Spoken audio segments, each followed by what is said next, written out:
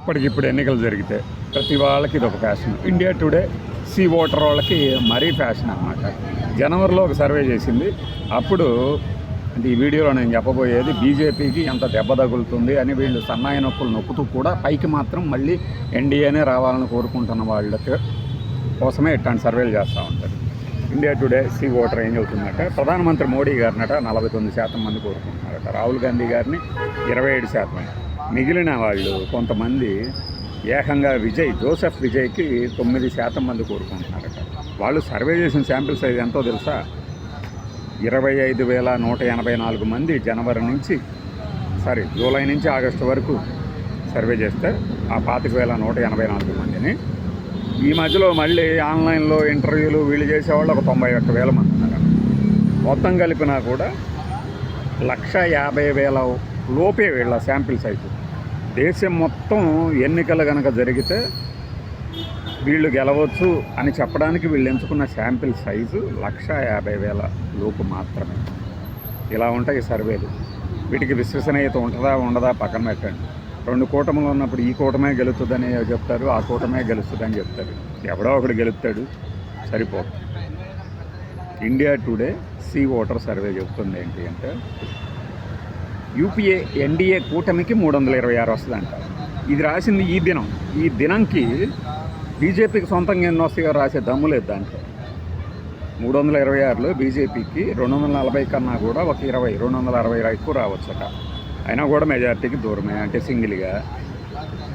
అంతకుముందు వాటితో పోల్చుకుంటే కొద్దిగా ఎక్కువ, 240 కన్నా 2024లో వచ్చిన 240 కన్నా. ఇదే ఇండియా టుడే సి ఓటరు జనవరిలో ఒకసారి చేస్తే 351 దాకా యూపీఏకి వస్తుంది, ఎన్డీఏకి వస్తాయని చెప్పింది. సో 350 నుంచి తగ్గింది 326కి, 26 సీట్లు. ఇదే సమయంలో ఇండియా కూటమికి 185 సీట్లు వస్తాయని చెప్పింది. ఒక 3 మాత్రమే పెరుగుతాయంట. అంటే ఇక్కడ ఏం కనబడుతుంది, వీళ్ళ సర్వేని కాసేపు నమ్మితే ఇతర పార్టీలకి, అంటే టీడీపీ కాదు, ఇండియా కాదు, ఎవరు మరి ఇతరులు అంటే చెప్పండి. టీఎంసీని తీసి పక్కన పెడితే ఇతరులు అంటే ఇక్కడ ఖచ్చితంగా చెప్పుకోవాల్సిన వైఎస్ఆర్సీపీ గురించి చెప్పాలా.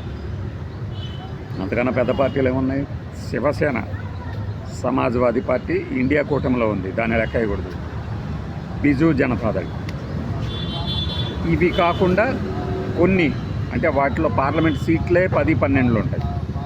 తెలంగాణలో ఉందంటే టీఆర్ఎస్ ఉంది, దానికి 17 సీట్ల వరకు స్కోప్ ఉంది. అందులో ఎన్ని దానికి కట్టబెడుతుందో తెలియదు. బట్ 17 సీట్లకి 17 టీఆర్ఎస్ గెలుచుకున్నా దాని సీట్లు 17. 25 సీట్లలో ఎన్ని ఎక్కువ వస్తాయి ఆంధ్రప్రదేశ్లో అని చూస్తే 17 కన్నా ఎక్కువే రావచ్చు. అంటే నేను మొత్తం టీఆర్ఎస్కి వస్తాయని చెప్పట్లా. ఇక్కడ ఆ సర్వే ప్రకారం ఈ కూటమిలో వాళ్ళకి ఇన్ని వస్తే, ఆ కూటమిలో వాళ్ళకి ఇన్ని వస్తే, మరి మిగిలిన సీట్లు ఎక్కడికి పోయినాయి? 326, 100, 426 ప్లస్ 80, 500 దాటినాయి. ఇంకొక 6 ఉన్నాయి, 506. అంటే మిగిలిన 506 తీసేస్తే 43లో 40 వేసుకుంటే 37 సీట్లు ఉన్నాయి. ఇది కూడా ఒక దగా అన్నమాట. 37 సీట్లేనా వీళ్ళు గెలిచేది? ఏది టీఆర్ఎస్, బిజు జనతాదళ్, వైఎస్ఆర్సీపీ, ఈ 2 కూటమిలో లేవు. వీళ్ళు గెలిచేది ఇంతేనా? మొత్తం కలిపి 37 సీట్లు పరిమితం చేస్తారు వీళ్ళు.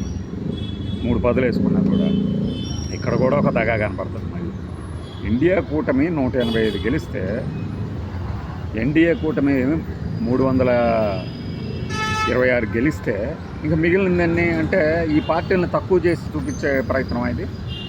ఓకే, అది కూడా వదిలేద్దాము. ఈ డేటా అసలు క్రెడిబిలిటీని పక్కన పెడితే ఇదే నిజమవుతుంది అనుకుంటే 2.5 ఏళ్ళు కూడా కాకముందే ఇప్పటికిప్పుడుగా బ్యాచ్కి మనం చెప్పేది ఏంటంటే మీ ఇప్పటికిప్పుడు ఎప్పుడు నిజం కావు. పైగా ఇంకా ప్రధానమంత్రి మోడీ గారిని కోరుకున్నారంటే ప్రత్యామ్నాయంగా ఎవరు లేరు అని చెప్పే ప్రయత్నం ఉన్నారు. మీరు గెలిపిస్తే వాళ్ళే అవుతారు. లేకపోతే వాళ్ళు చేసిన సర్వేలో 9% మంది విజయ్ని కోరుకుంటున్నారంటే దాని అర్థం ఏంటి? విజయ్ గురించి తెలిసిన శాంపిల్సే అక్కడ ఎక్కువ ఉన్నాయి. సింపుల్ కదా.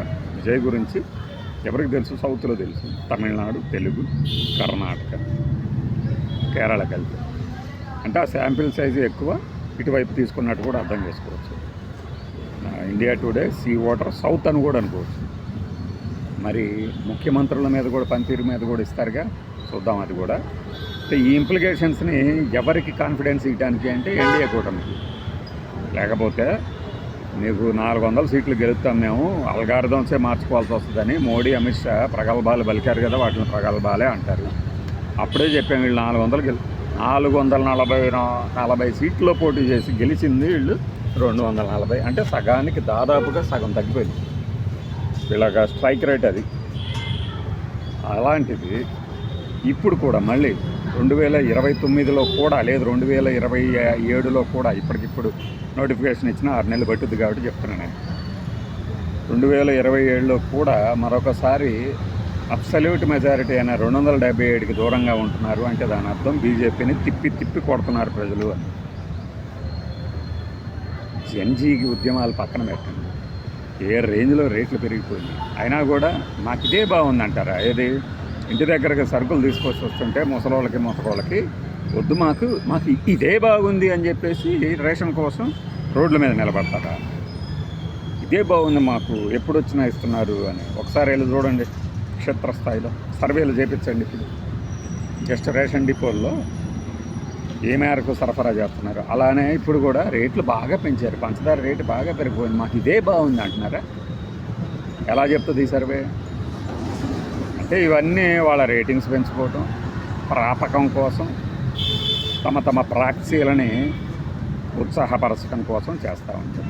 మధ్యలో ఒక యుద్ధం వచ్చిందనుకోండి, మళ్ళీ మూడింటి మారిందని చెప్తారు వీళ్ళు. అంటే ఇవన్నీ బ్యాక్గ్రౌండ్ ప్రిపేర్ చేసి తర్వాత డ్యాన్సులు వేస్తూ ఉంటారు డేటాని. 6 రోజులు పోయినాయి, ఇంకా వీటిని చూసి వీళ్ళకే వేస్తాము అనడం.